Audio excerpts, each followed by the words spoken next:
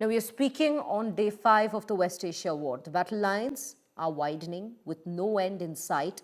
US President says Iran is running out of launchers and missiles, even as Israel says strikes will be intensifying, giving a call for evacuations. Donald Trump, amid all this, told the media that Iran is running out of missiles, claiming the United States' ammunition supplies are unlimited and that defense firms are under an emergency order to build more weapons. According to the US official, Trump also signaled the US could support armed groups or even back them to overthrow the Iranian regime. But in Tehran's response, let us tell you, it's one side of the picture we painted, the other side remains. A spokesperson for Iran's supreme leader says the country is ready for negotiations, but only with dignity, insisting any talks must respect national honor and standing. On the battlefield, Israel's offensive continues. As Netanyahu's office says, Israeli pilots are in the skies over Tehran and strikes on Iranian infrastructure will carry on as necessary to protect the very state. In Iran, reports say a passenger plane was in fact destroyed at Bashar airport, although it's not yet confirmed whether there were occupants on board. And in another escalation, Israeli forces reportedly struck in Qom, hitting a building linked to the Assembly of Experts, where the council sits to elect the next supreme leader and holds their meetings there. So yes, key targets within Iran are still being hit by the US side and the Iranian side. So the possibility of a negotiation seems rather bleak and grim at this point of time. Let's take a look at the reactions and reports we have for you on this very matter. They're hitting countries that were, let's call them neutral, right? They lived together for a long time. I think they were surprised. I was surprised. And now those countries are all fighting against them and fighting strongly against them. Someday they'll write a story and they'll say why they did that, but they hit countries that had nothing to do with what's going on. They were sort of leaving everything alone. All of a sudden they had missiles shot in, which shows you the level of evil that we're dealing with. They'll hit people that were actually at least somewhat friendly, and they had no problem.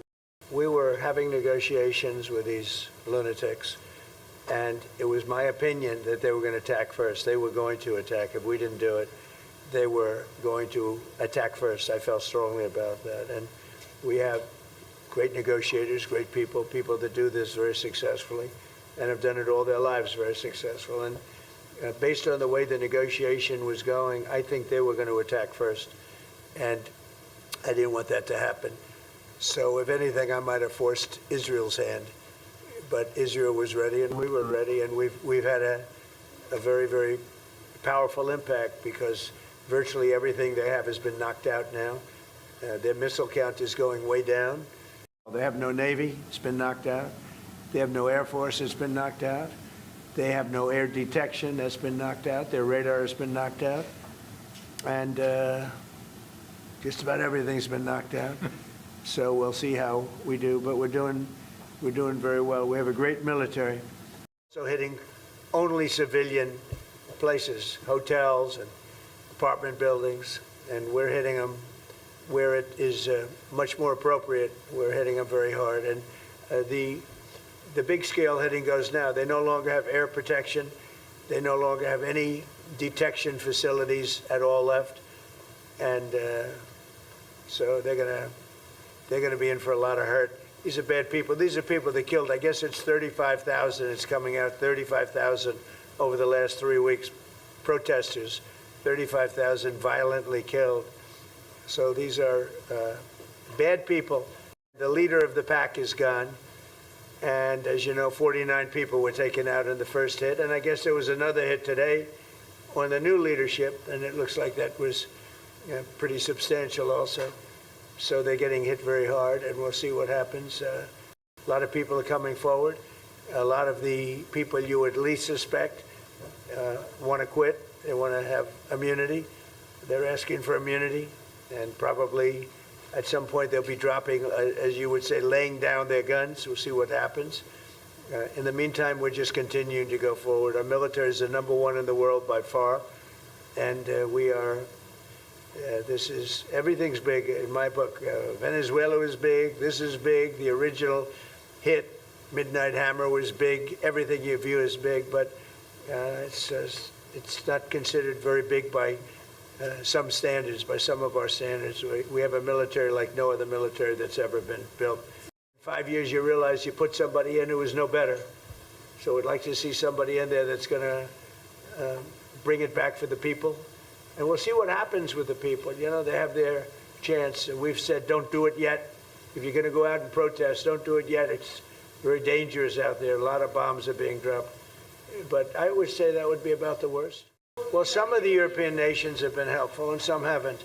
And I'm, very surprised. Germany's been great. He's been terrific. Others have been very good, terrific. I think that the head of NATO, Mark, is fantastic. Okay, Mark Rutte. I think he's fantastic. But some of the European, like Spain, has been terrible. In fact, I told Scott to cut off all dealings with Spain. Spain, first of all, it started when every European nation, at my request, paid 5%, which they should be doing.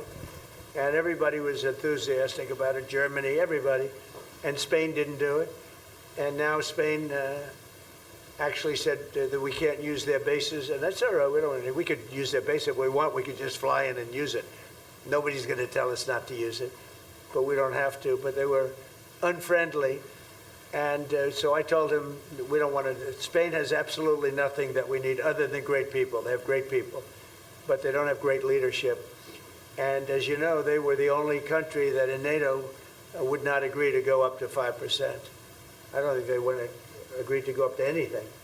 They wanted to keep it at 2%, and they don't pay the 2%. So we're going to cut off all trade with Spain. We don't want anything to do with Spain.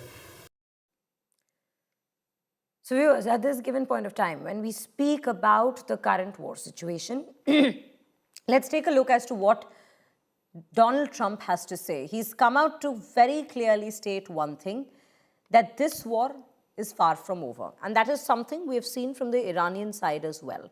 Now, when we speak of a Donald Trump saying this war is not over, he's spoken about the military capabilities specifically of both the countries. On one side, he has said that US is prepared to see this war through for 4 to 5 weeks now. While on the other side, we see, this is the US administration claiming, while on the other side, Donald Trump has to say that the Iranian side's launchers are slowly getting exhausted, which is why they are claiming an upper hand in this entire given situation. Now,